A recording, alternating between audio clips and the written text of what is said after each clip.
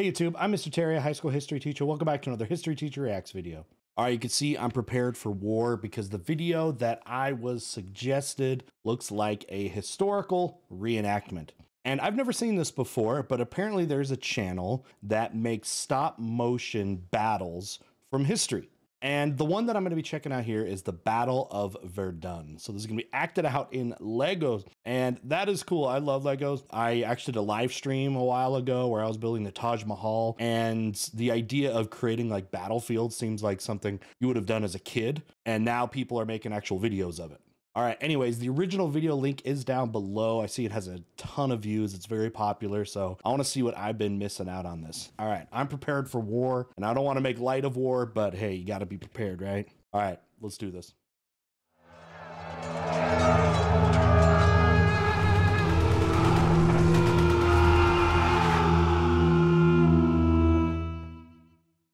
Let's go. Eastern France, 1916. Yep.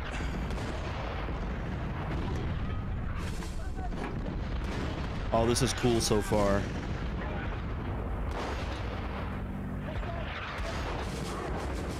The editing and the sound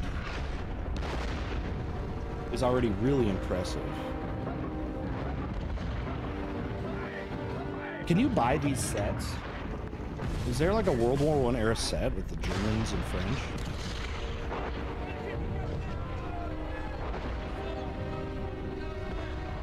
I like the dramatic music here.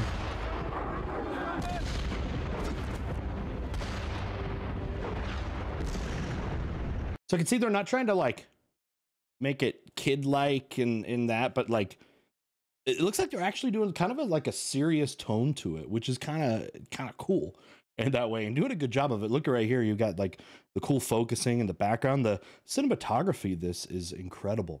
By the way, if you don't know much about the Battle of Verdun, the Battle of Verdun was the longest and most deadly battles of World War I, and it was critical in this with this invasion of Germany into France that the French hold on to Verdun. Verdun was a very important city both strategically and historically, and it was one of those battles that gets talked about in World War I, where just countless amounts of people die, but very little is actually gained. And the whole price of a mile idea, which is, you know, how many lives are you willing to give up for literally meters of land? And here, it's 1916, so it's about still the first third of the war for the most part, but approaching midway point of the war.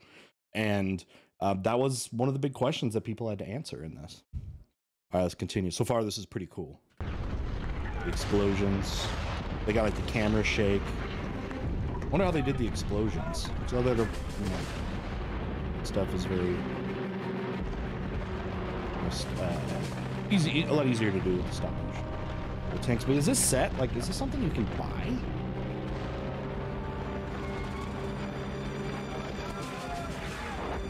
New troops coming in.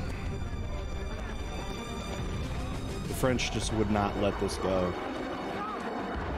Famous saying, they shall not pass, comes from this.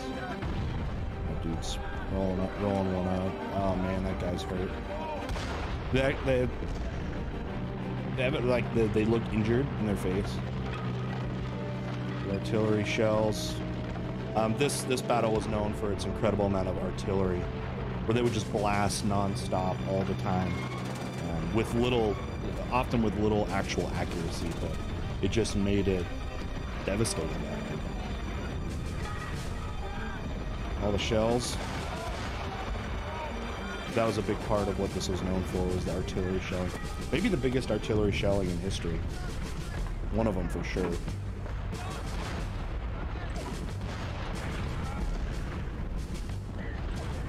All right, back to the Germans.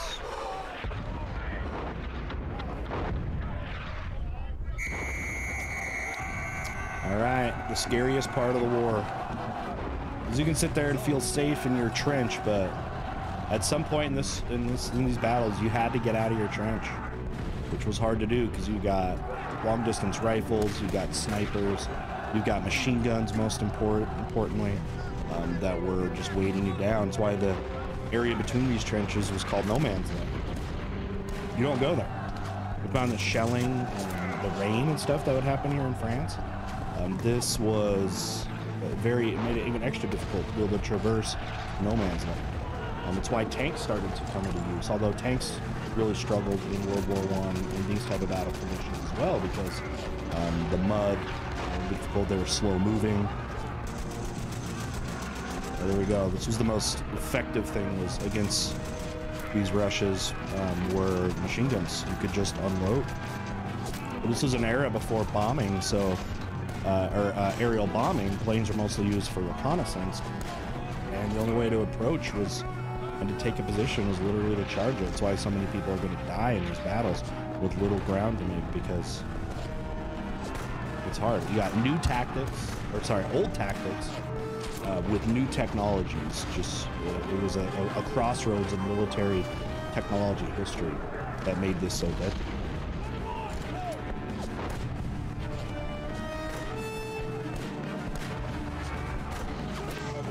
And props to the creators here. The stop motion's fantastic. The lighting and the sound. I think the thing I'm most impressed with right now is the sound. The sound editing's fantastic.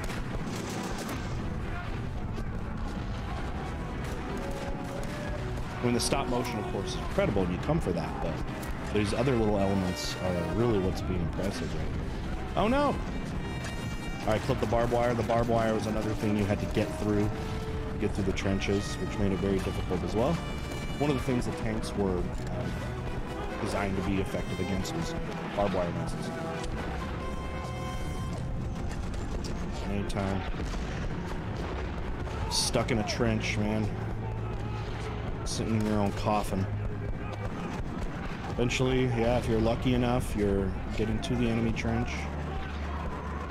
You could think of these battles like taking a big ladder. It's like a big ladder. The battlefield's a ladder, and you take a rung because there's so many different lines there. And you take one, and you have to retreat, and you eventually retake it. In a lot of cases, over a few hundred yards. Hand-to-hand combat. Swords, bayonets. Hard to see where it goes. Your spade.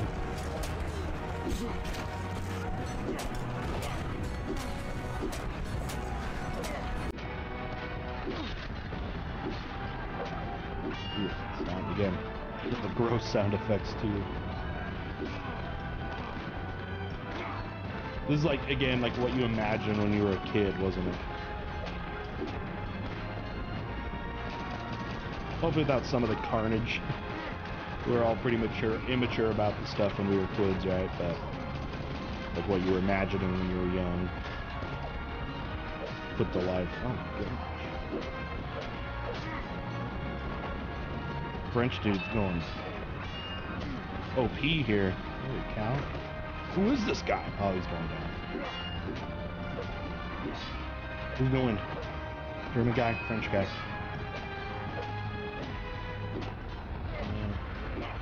Keep hacking. Yeah. What? He's okay. He missed. Artillery shell blows them both up. Oh, that was right.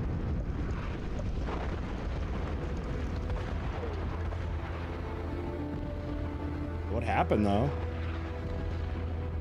What a cool setup though, the little battlefield there. Oh good, we got some real talk. I'll read it out here. The Battle of Verdun was the longest and one of the bloodiest battles of World War I, right? It was fought between the Germans and the French around the city of Verdun in eastern France. The city of Verdun was both strategically and culturally significant to the French. Yes, very true as well. The German high command knew that it would be a crushing blow to the French morale if they were captured. On February 21st, 1916, the attack began. The Germans opened fire with hundreds of artillery guns to bombard the enemy line. They then attacked with huge waves of infantry, which easily overran the destroyed French positions. So you can see in this initial attempt, the Germans are the ones really applying the pressure here. But again, this is where the French have to decide if this is willing to be lost or not. So, all right, continue the story. Within a few days, they captured Fort Douaumont, one of France's largest fortresses. The 20-year-old fort was no match for this new type of warfare, and was quickly destroyed by the Germans' massive guns. Eventually, the French were able to reinforce their positions, halting the German advance. Both sides constantly pounded each other with massive artillery barrages, which made infantry attacks extremely costly. This also turned the surrounding landscape to mud, which further impeded infantry advances. Very true. Yeah, and no man's land was very hard to get through just because of the conditions. For the next few months, the two armies would attack and counterattack each other, without either side gaining the upper hand. On July 1st, 1916, the British began the Somme offensive. In order to focus on this new threat, the Germans led to divert troops and supplies away from Verdun, relieving the French.